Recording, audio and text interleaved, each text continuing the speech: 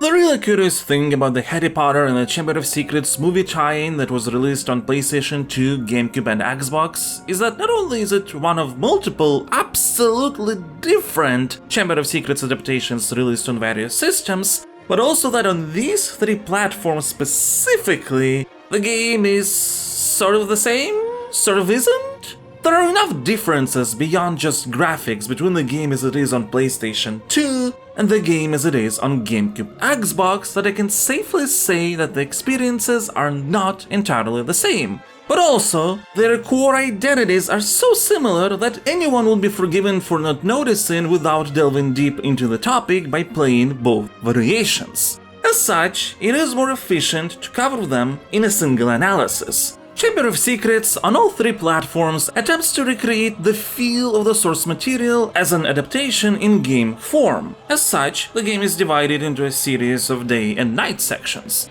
During the day, we're completing activities related to studying, lessons that will unlock new spells, Quidditch matches, while at night we sneak around and go into different forbidden areas to solve the narrative's central mystery, in some cases learning some new spells on the way too. The exception to this structure is the beginning tutorial that appropriately enough takes place in the Burrow and Diagon Alley, serving as a preparation for the upcoming year at Hogwarts. While the overarching experience is the same, the difference between the two variations lies in implementation of even core mechanics. For example, only the GameCube Xbox version has an actual 360-degree camera rotation, while in the PlayStation 2 version you can only pan around the currently available view. This makes the simple act of navigation somewhat more cumbersome, made worse by the inconsistency of automatic spell targeting. If in the version on GameCube Xbox you can cast spells without a lock-on fairly easily, in the PlayStation 2 game you will often miss should you not use the lock-on. That being said, the GameCube Xbox version has another very big annoyance. Whenever you're hit, a bunch of beans fall out of you, and there is a very limited time to collect them all before they disappear.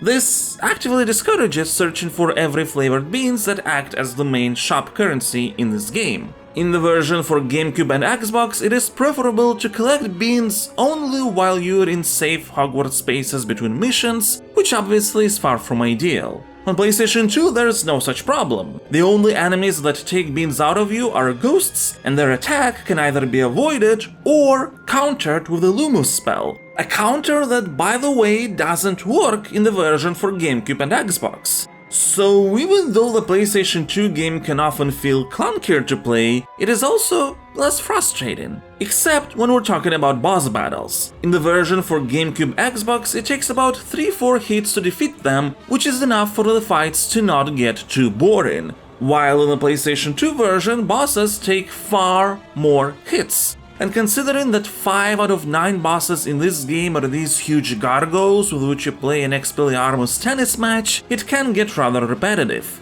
3 of these gargoyles you will encounter within the same dungeon, even though the more developed boss battles don't have enough stages and variety in them to warrant big health bars. But the nighttime stealth segments are done better in the PS2 version. Mind you, they're not great as a par for the course for these action-adventure games that don't focus on stealth and yet have it anyway, but the PlayStation 2 version has better camera angles that let you see more of the environment.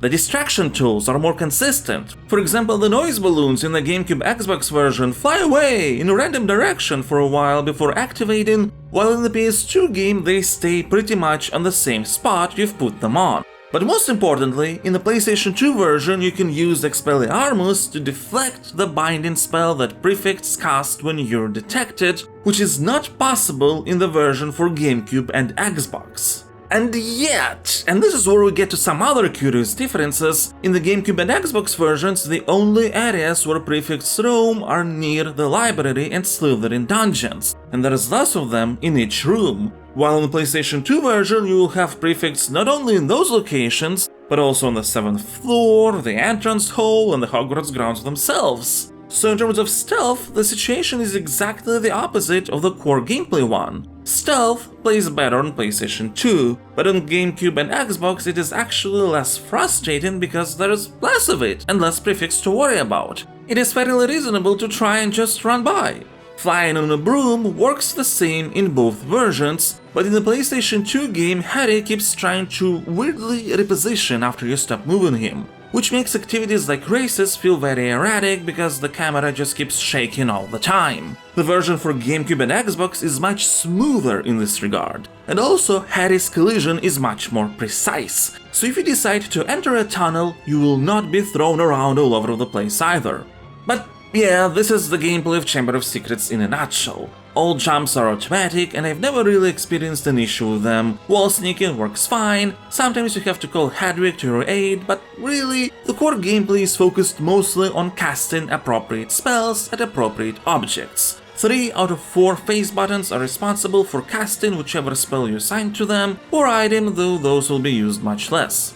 It is a pity then that Chamber of Secrets barely ever asks to combine any of the spells. In the entire game there is literally only a single location where you have to use 2 spells on the same object. Incendio to start a fire and then Flipendo to push it. And there is only a single enemy type that needs 2 spells to defeat it. Fire Crab, which uses the exact opposite combination, Flipendo to disable it and Incendio to defeat it.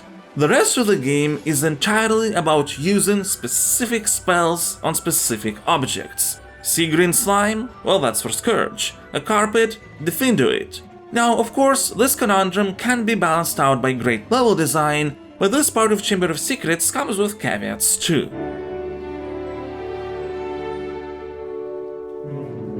Chamber of Secrets is divided into small, linear levels connected by the central Hogwarts hub. These levels for the most part try to have a dungeon-like structure where you go from room to room, each having 1 or more challenges within them, related to jumping, obstacle avoidance, combat, or using spells to solve a little puzzle. During daytime, levels are contextualized as lessons, and it is a bit weird that Harry seemingly singled out to go into these spell challenges without even implying that other students also participate in them.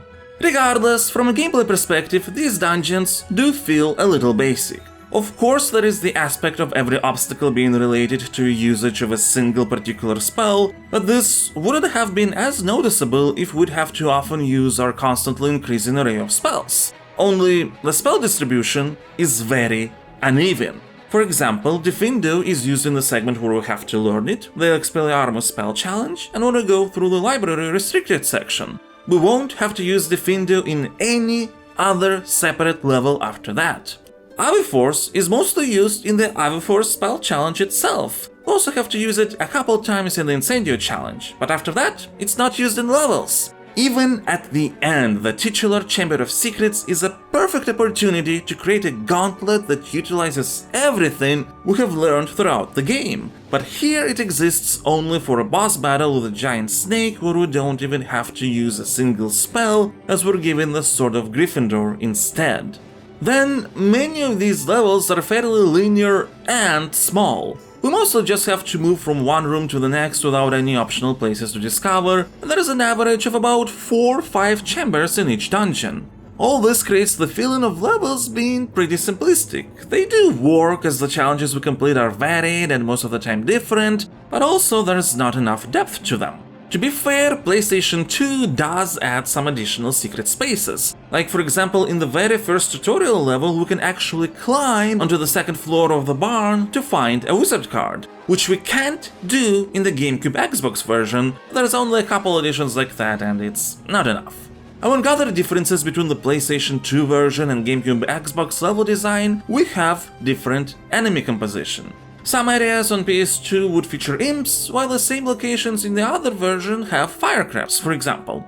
Then there are little dungeon differences there and there. One spell challenge has a section where you have to drop spiked balls into holes, and in the PlayStation 2 version you have to push buttons so that spikes first would drop down on ropes, while on GameCube Xbox all spiked balls are already down and you just have to cut them. This makes the PlayStation 2 version more engaging there, but on the other hand, the section that follows is better in the version for GameCube Xbox. There, the fire bellows don't keep turning to target you, which makes it a more sensible challenge to complete. But at the end of the day, neither of these differences change the fact that in both versions, the same spell challenge is essentially a small collection of 4 rooms. It's not bad and feels nice to play, sure, but still not entirely fulfilling.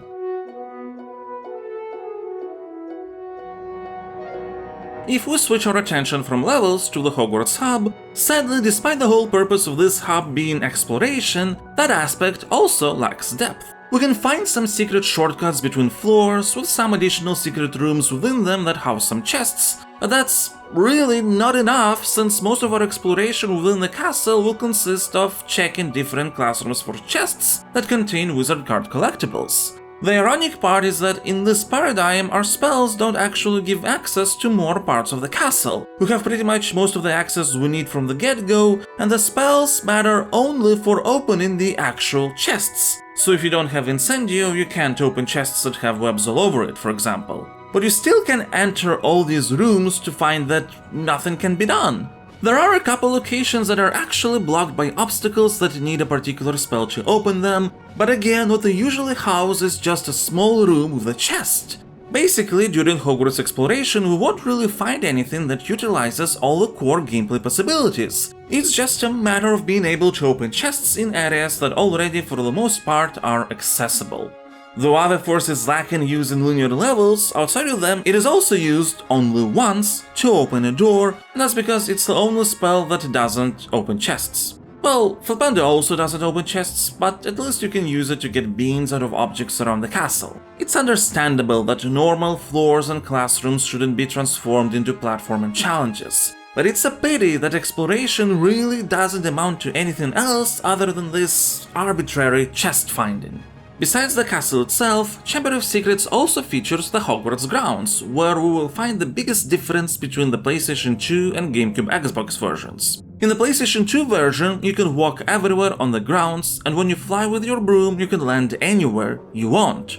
In the GameCube Xbox version, you can't do that. There are Hogwarts grounds, of course, but what happens is there are a bunch of fast travel points that get you from one location to another, and when you fly, you can land only in these specific locations. You would think that the amount of freedom would make the PlayStation 2 version feel better, and it certainly does in terms of atmosphere. It is liberating to be able to fly and land anywhere, but in terms of actual engagement, it's quite questionable. Because once you start exploring, you realize that the grounds are painstakingly empty, devoid of life and of actual things to do. Sure, you will see some students passing by in a couple areas, but most are lacking them. There are some places with secret wizard cards, like a broken window or torches that you have to light up with Incendio, but once again, and I'm saying this quite a lot, there's not nearly enough secrets or spells that you have to use, especially for the amount of space that we have. Most of it feels dead. The game tries to liven things up with side missions, most of them being fetch quests. There are two types of these fetch quests in the game. One type is present in both versions. The notice board will list lost objects with some hints where they could be found, and you have to bring them back to receive a wizard card, after which the next quest will appear. The other type is present only in the PlayStation 2 version, and that's student side quests on the grounds. They will also ask you to bring their lost objects. Now, the difference is that most of the time they actually won't give you any hints where these objects could be, so you just have to walk or fly around and see if you can find something sparkly. And roaming aimlessly around in hopes of finding something is not that interesting of an activity, so I would say that the GameCube Xbox version actually benefits from not having these missions. Oh, and the objects that these PlayStation 2 students ask you to find, they won't appear until you talk to them twice to make sure the side quest is accepted. Which is not how the notice board quests work, you don't have to specifically accept those. I didn't notice that at first and have spent a lot of time searching for an item that's not there. The other two types of activities that you can do on Hogwarts grounds are gnome tossing and racing minigames, both of which reward you with wizard cards. They're actually quite fun activities, with the caveat that the flying camera in PlayStation 2 version really doesn't help. But even though races, like Quidditch actually, ultimately revolve around you flying through rings to speed yourself up to reach the goal before your opponent, be it a racing finish line or the snitch, these rings are usually placed in such a way that you would have to fly around towers or under bridges and have some pretty considerable speed-up stretches. so these activities are still fun. And if in the PlayStation 2 version you have to find every student to challenge yourself, in the version for GameCube Xbox there is Neville standing outside the castle entrance with a list of all available activities that teleports you to the students in question. So the PlayStation 2 version is definitely more atmospheric. But considering that there is only 5 students who want to race and 5 students who want to participate in gnome tossing, searching for them on all those rooftops can become quite boring after a while. On the other hand, in the GameCube Xbox version there is no reason to fly around Hogwarts, except to go through randomly appearing rings in an area to collect some beans, which is not a thing in the PlayStation 2 version. So neither game variation manages to make the open-world Hogwarts castle truly engaging to explore. It's fine, but definitely doesn't meet its true potential. The art on wizard cards is nice, but it's questionable whether collecting them is worth the effort, even though every 10 cards give you extra health, and you get a special one for collecting all cards, but nothing gameplay related. At least if you have missed a card in one of the linear levels, the Weasley Brothers shop will always sell those, so you're never blocked from completing your collection. That said, filling up this collection can feel quite repetitive. Going around classrooms to open chests gets old after a while. Likewise, flying around Hogwarts in the PlayStation 2 version to see which torches have to be lit, as that's what you have to do most often to get a wizard card on the grounds. What brings the most engagement to Chamber of Secrets is not the levels that are fine but small and linear, nor the exploration aspect which doesn't take advantage of the character progression, nor does it provide any particularly interesting secrets to discover. It's the structure. Visiting Diagon Alley before getting to Hogwarts, going around all these shops to get school supplies, having this whole day-night structure after you start studying, that's what keeps you in the zone. It helps that in this game you can actually lose both the Quidditch Cup and the House Cup, which makes it feel like your actions have more agency. A detail I absolutely love is that when you have used the Polyjuice potion to disguise yourself as a Slytherin, if you get caught by prefects, then points will actually be deducted from the Slytherin house. Goyle, breaking the rules. 5 house points from Slytherin. Of course, up to a certain limit, so you wouldn't be able to spend a night sending Slytherin into House Cup Oblivion. All this definitely works in favor of Chamber of Secrets as an adaptation of the source material, rather than just a game that tries to recreate its story. Although that aspect of course is present, and there are also curious differences between the two game variations.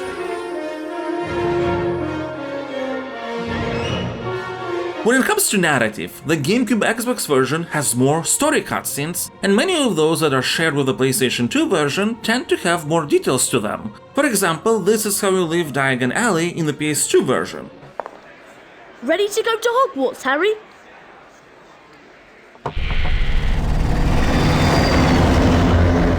And this is how you leave Diagon Alley in the GameCube Xbox version. Ready to go to Hogwarts, Harry? You know, Ron, I'm really not sure about this. We've got to get to school, haven't we? And even underage wizards are allowed to use magic if it's a real emergency. Section 19 or something of the restriction thingy. You're sure you can fly it okay? What's it look like? I'm doing all right, aren't I? Yeah, I suppose. So far. When you go to sneak into the library the first night, the GameCube Xbox version has one more conversation with Nick the Ghost, which is not present in the PlayStation 2 one. Harry hears the voice of the Basilisk, while in the PS2 version he doesn't until he has to go into Dumbledore's office. And though in both versions that scene happens earlier than it should, Dumbledore's question makes a bit more sense in the GameCube Xbox version due to already hearing the voice before than it does in the PS2 one. Even some important cutscenes are outright missing in the PlayStation 2 version, which affects the flow and knowledge of important information. For example, this is what happens in the PlayStation 2 game after Ron saves you from the spiders. Thanks, Ron. That's great. And this is what we get in the GameCube Xbox version. Follow the spiders. What was Hagrid thinking? You're lucky to be alive. We now know that Hagrid never opened the Chamber of Secrets. He was innocent. Wait a minute, something Aragog said. Ron, that girl who died. Aragog said she was found in a bathroom. What if she never left the bathroom? What if she's still there? You don't think... Not Moaning Myrtle? It would make a lot of sense if it was. Oh, In all the excitement, I forgot. Someone's been up to the dormitory and taken the diary. What? I went to look for Hermione, but I couldn't find her. When I got back to the dormitory, the diary was missing. What? Afraid so. But only a Gryffindor could have stolen it. Nobody else knows our password. Exactly. Anyway, I'm off to bed. See you, Harry. See you, Ron, and thanks for rescuing me. You're my best friend. It's my job. But the PlayStation 2 version has many more conversations with different characters in the world than the GameCube Xbox one. For example, after learning that Harry can talk to snakes, in the PS2 version you will see students discussing that fact, which adds to the feeling of becoming estranged from them. It's not absent from the GameCube Xbox version since it has a story cutscene to focus on this aspect, but there is something disturbingly immersive about having to hear students discuss you in the background in the world itself. You also have more world interactions with Ginny and see her more often in the PS2 version, acting appropriately wittily than you do in the other one. Then, for example, when you find an item from the notice board, in the PlayStation 2 version there will be an actual student thanking you and giving a wizard card, while in the GameCube version you will just suddenly receive one. Overall though, both Chamber of Secrets variations make some smart choices from the point of adapting the source material's story to a game. For example, Dobby is entirely cut.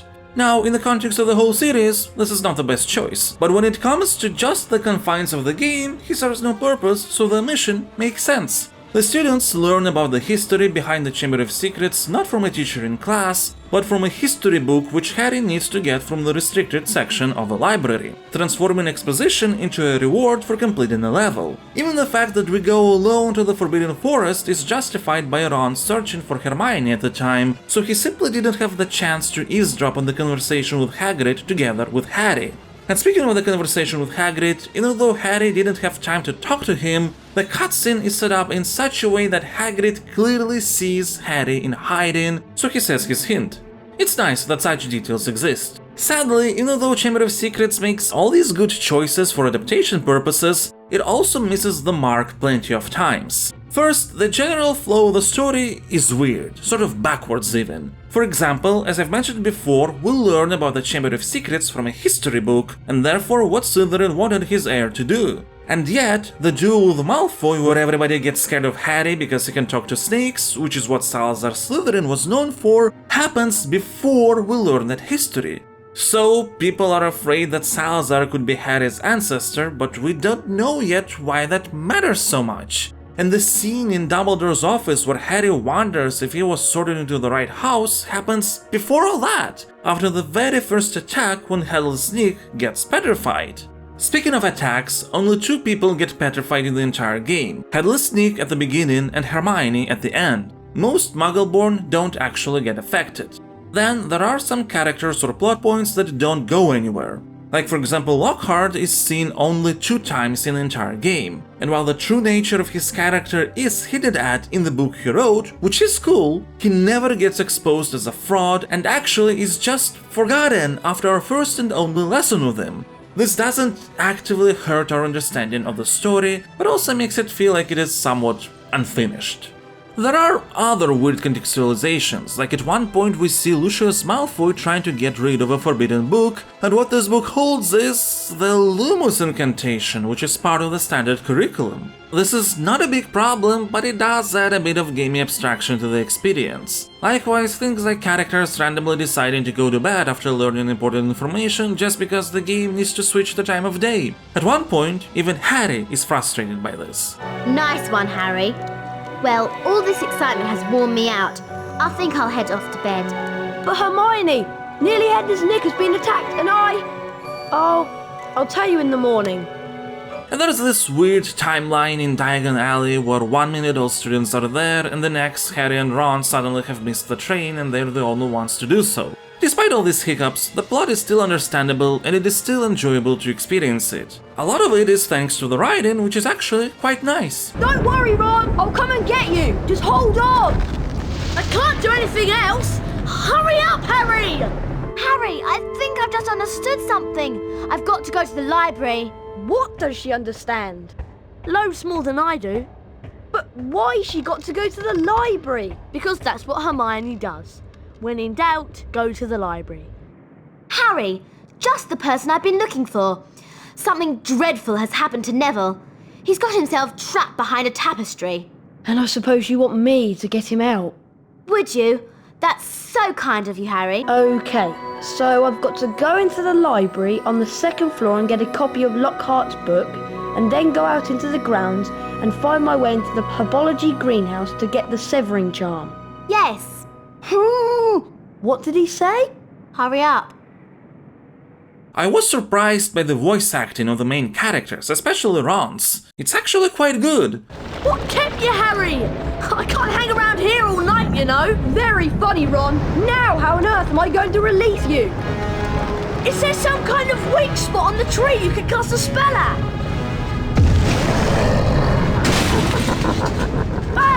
Whatever you're gonna do, I suggest you do it quickly! I'm really disappointed. With all that's happened, Professor McGonagall has cancelled this year's exams. I was really looking forward to doing all of that revision. As you can see, Harry, Hermione's made a complete recovery. Anyway, did you know that the House Cup is about to be awarded? The presentation's in the Great Hall. Right, second floor, past the library, portrait. Got it. Well, I guess Harry's voice is the least impressive in comparison, but it's still nice. Plus, I suppose, really the quality of Harry's voice depends on how good he yells Flipendo. Flipendo! And as you can see, he does it well, and it does enhance the atmosphere, which would be a good segue into discussing more differences between the PlayStation 2 and GameCube Xbox versions.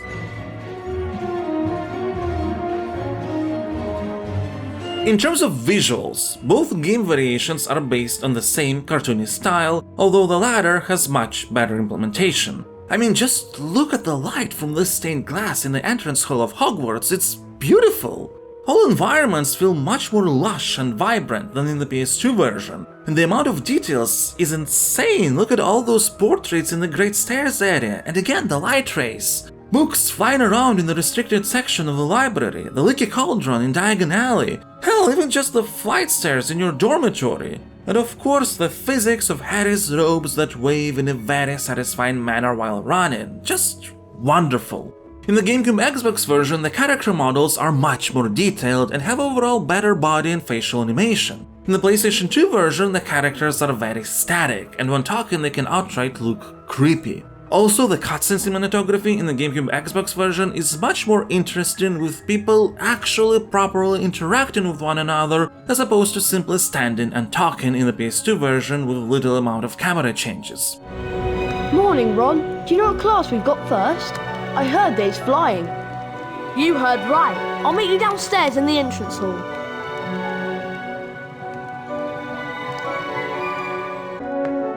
Morning, Ron. Do you know what class we've got first? I heard that it's flying. You heard right. I'll meet you downstairs in the entrance hall. And even more atmospheric things like entering a spell dungeon is less impressive in the PS2 version. Also, one funny thing specific to the PlayStation 2 version is Neville. In story cutscenes and when you talk to him in the common room, he has one model. When you get side quests from him in Hogwarts grounds, he has another model. And when you return his toad for a notice board quest, that's got to be another Neville and another toad by the name of Trevor. That said, even though the GameCube Xbox version can look weird, the one casting animation while target locking is kinda janky. Sometimes the characters' mouths don't open, but it mostly applies to NPCs in the open world, so that's not too noticeable. We can't discuss the atmosphere though without mentioning the music that just adds so much to it. Be it when roaming around Diagon Alley,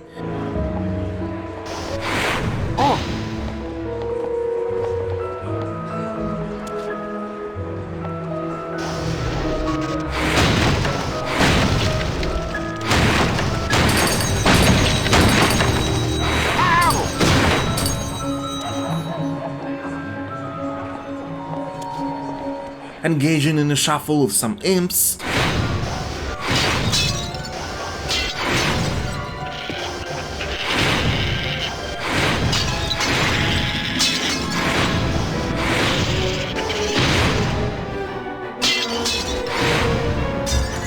the final boss battle with the Basilisk, where the music is much more epic than it has any right to be.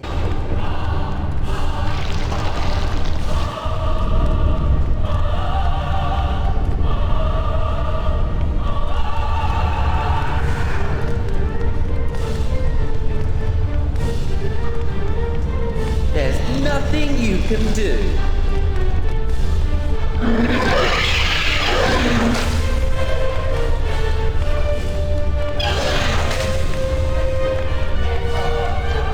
Or, of course, exploring Hogwarts.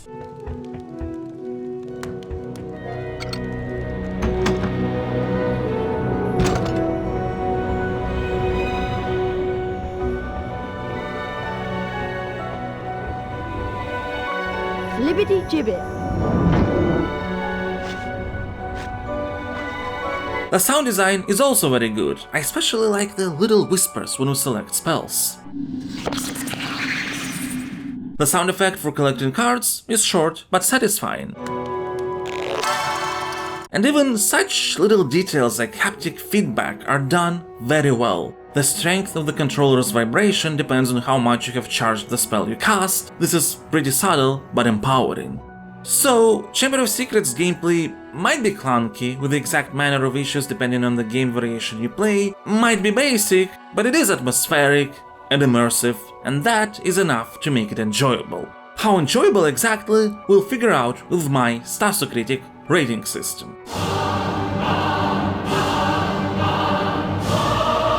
Stasocritic is a scoring system that I use for fun. It is divided into 5 categories of different weights. Each category has a possible score from 0 to 10 assigned to it depending on the criteria. The first category is design, which has a weight of 4 since the way a game is played and structured influences our experience the most. The scores will actually differ between game variations. The PS2 version will get assigned a 4, the GameCube Xbox One a 5. Both versions have their strengths and weaknesses, both versions share the same fate of having a strong foundation that is ultimately underdeveloped and quite basic in its final implementation. That being said, Chamber of Secrets for PS2 simply has a bigger amount of issues, and honestly some are just more impactful, like the bad and Hogwarts grounds design with boring side quests. Which brings me to emotions, a category with a weight of 3, since while personal feelings are subjective, they are important. I will assign an 8 to the PS2 version and a 9 to the GameCube Xbox One. Pretty much for the same reason as for design. The issues that are more prominent in the PS2 version make it feel more repetitive than the GameCube Xbox One, which, while definitely basic, is still just really enjoyable to experience. Yeah, Beans falling out was annoying, but not annoying enough to the point that I'd feel anger or rage, you know? The next category is cohesion. It has a weight of 2 and is about how well a game combines all of its aspects together into a singular, holistic experience. Here I will assign an 8 to both variations. The reasoning is simple. The structure of the game puts you in the shoes of Harry Potter. There are weird things preventing a higher score, for example how you seem to be the only person going through spell challenges, which shakes up the suspension of disbelief and makes abstractions more evident, but it's still an experience that's immersive and atmospheric enough. Then there's context, a category that's all about story, characters, writing, arcs, and so on. Here, both versions will get assigned a 7. The narrative represents all important parts of the source material in a pretty understandable manner, despite some flaws and weird order of events. The writing is nice, and the game makes a number of smart choices in how it has adapted the story of Chamber of Secrets into a game format. That being said, there are too many issues like suddenly dropped characters and somewhat incoherent timelines that prevent me from assigning a higher score. And finally, aesthetics, a category that's all about visual style, music, voice acting, and so on. Here I will assign an 8 to the PS2 version and 10 to the GameCube Xbox One. Are there some clunky bits even in that latter variation? Yes, but they're far and few between, not consistent enough to make overall the game feel unpolished. It looks and sounds amazing, and even the voice acting is good, an aspect that could easily ruin everything otherwise. The PlayStation 2 version, though, is far more clunky in its implementation, and there the lack of polish is felt throughout, sadly. So when all scores and their weights are taken into account, Harry Potter and the Chamber of Secrets for PlayStation 2 is going to get a final Stasocritic rating of 65, while the GameCube Xbox version is going to get a final Stasocritic rating of 73. Which in the context of my system puts them into the nice and good ranges respectively. Nice games are those that can be enjoyed as long as you're ready to accept the flaws, while good ones can definitely be recommended to any fan of the genre in question. And yeah, the PS2 version might have more problems overall, but both variations still have the same core identity, so as a result, both variations can still be enjoyed quite a bit.